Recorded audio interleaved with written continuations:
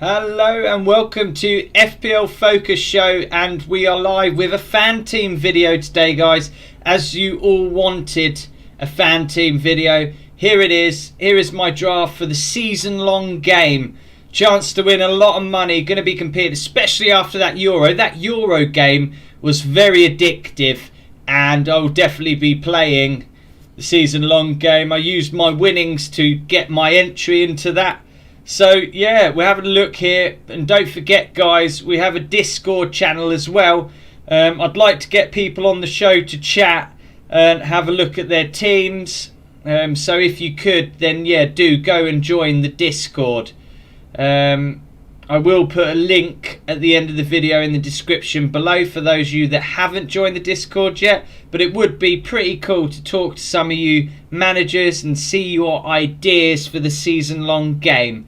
So yeah, this is basically my studio for the season-long game. Basically, big thanks to FPL Lionshead over on Twitter for designing the desk. You can't see it in its full glory at the moment, as obviously my team is over it, but this is what I will be using for live games. So I'll have the score at the top, a timer, and I'll be commentating / chatting your brains off when there are Premier League games. I don't know which games, but I'll just pick random ones, and if they're good games, then I'll do live watch-alongs for it, and we can go through all of the points in that. How does that sound, guys? Is that exciting?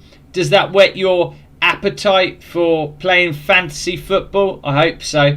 Well, anyway, here is a look at my draft. This is my Fanteam draft, so it's like my FPL draft, I'll admit that, but there are a few changes in there. Instead of me going for a heavy hitter like Kane, I've opted for 3 strikers that I think are really good and have been really good in Antonio, Calvert-Lewin and Ollie Watkins. Now, great fixtures for Villa and Everton to start with. Hello, Premier League watch-alongs. Look forward to it. Oh, nice for you to come here, Harry. It's good to see you again, mate. I hope you're well. I'm sure you're looking forward to the season with Chelsea doing well. Be interested to see if you get Haaland or not. What do you think on that one? Thoughts on that?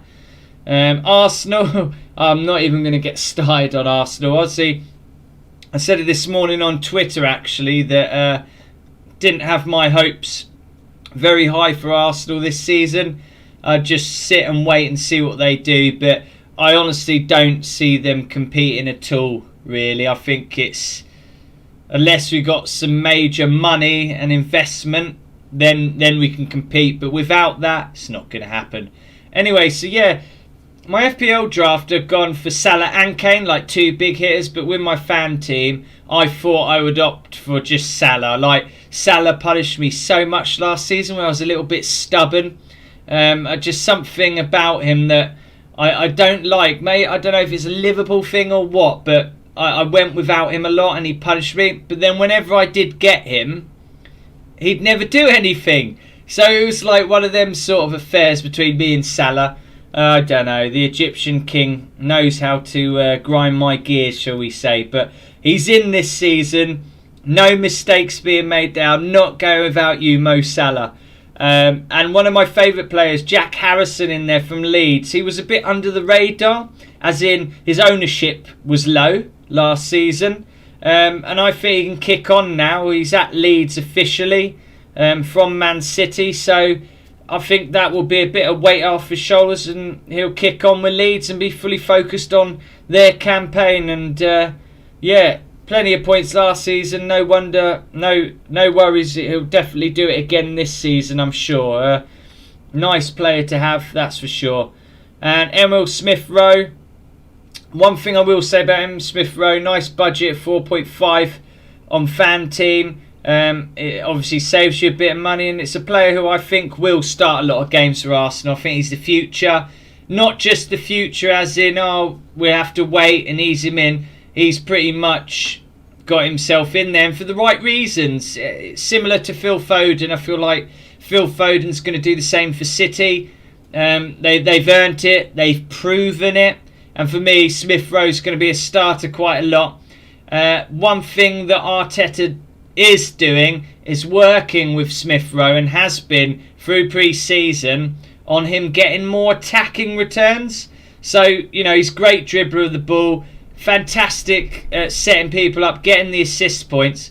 But Arteta wants to add more goals to his game. They've been working on that. He did score against Hibernian yesterday. So is it a sign of things to come? Could he well get more goals, which would mean more points? And it would be quite a nice differential. But yeah, in terms of Arsenal, I've not got my hopes up. But if anyone's going to do it, it's going to be Saka and Smith Rowe. But yeah, we look at the defence now. Defence always interesting, isn't it? So one of my other favourite players, I've got lots of favourite players, haven't I? That's what you feel like. You said his favourite, Aaron Cresswell. Brilliant. West Ham, wow. David Moyes inspired them last season. They played so well. And that's why Antonio's up front. But Cresswell, different dynamic. He's on free kicks. He's on corners. A lot of assist points. He'd done it last season. It was also a nice added bonus with a clean sheet. When I go for defenders, I find it hard to go, right, let's go for clean sheets. Because it always depends on fixtures. And even then, the Premier League it's a different animal, isn't it? It's like so hard. Burnley can go and score against the best team. Man City, Liverpool, they can nick one. Not necessarily win, but they'll nick goals, and that wipes your clean sheet out. So it's so hard, even with the best clubs and the best defenders, to keep clean sheets. So whenever I go for defenders, guys, I always go for attacking returns. So does this defender take a lot of set pieces, like a Digne? Digne's on a lot of free kicks, corners, just like Cresswell. So that's why Digne's in there as well. Trent Alexander-Arnold, I don't have to tell you about him. I'm sure you all know what Trent Alexander-Arnold does. And I've got Ben Godfrey in there because I like the looks of what he was doing last season. He's getting forward a lot, like really well. Transfer news, if Denzel Dumfries is actually linked to go to Everton this season, after watching that Euro, he's an absolute beast. He's a fantastic player, and I will swap Dumfries for Godfrey 100%. Especially if he's 5 or 5.5, I'll have him straight in my first team. What a player, what a baller. Sorry, getting a bit excited about Dumfries, but come on, he is a fantastic player, guys. So yeah, if there is anything that you want to talk about, guys, let me know in the chat. Happy to answer questions and stuff, but we'll quickly look at my bench. So, I've gone Sanchez there to rotate with Martinez if needed. He's just a great budget goalkeeper at 4.5 that's going to get starts for Brighton. And he's a good goalkeeper as well. Not just because of the price, not just because he starts. He is capable of saving, and saving very well, and clocking up them points. Now, we know on Fanteam we get 0.5 points, half a point for a save. So they all add up to a point in the end. Two saves equals a point. So it's that to contend with, and I think Martinez is perfect for that. And that's why I've had him last season as well, is because I love save bonus points. Also, you do want to be looking at 90 minutes as well in Fanteam, because you get an extra point for the 90 minutes. Valuable points ahead of your rivals, and it is much needed. Stuart Dallas in the midfield now, officially classified, but fantastic. I mean, he's really good at striking from long distance, as he showed last season. Gets forward well all the time. And then we've got Kovacic, just got him as a bit of a rotation option, because I don't like defensive midfielders like Kante and Romeo, Xhaka. So Kovacic, I like the way he plays. He's as attacking as you can get at 4.5 budget option. He's about as attacking as you'll get. And then 6 million on Fanteam for the wonderful Luke Shaw, who I'm sure Shaw will start instead of Godfrey. I've just got to tweak that. I just got the screenshot quickly.